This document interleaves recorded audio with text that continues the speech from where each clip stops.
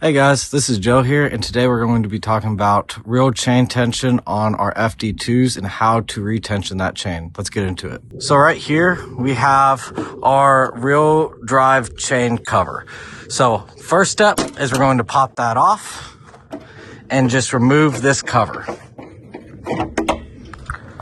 With the cover out of the way, you can see our chain is right here. If you have our older FD2s, you will have to grease or lubricate it with some kind of oil. On the newer 2025s, we have a different type of oil that you don't need to lubricate it as much. What we're going to be using is our multi-tool located on the left-hand side of the header. And we are going to be tensioning this chain right inside of here. This is different than the FD1s and before. So right here, you can see our tool is now hooked up to the tensioning mechanism in the center. So how this works is this is a 19 millimeter stud in case you can't get the tool on there. What you'll need to do is hook the tool up, and it works essentially like a ratchet strap. When you push down, it tightens up the chain.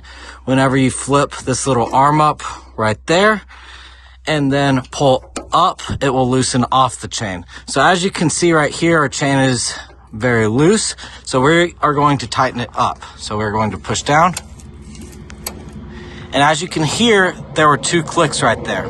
Now our chain is relatively tight. We'll go until it can't go anymore.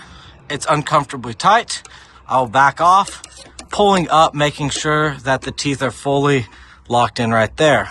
Once we have our chain tensioned, we will put the cover back on, sliding this over, making sure we're locked securely in place on the bottom. We will then flip over our little guide right here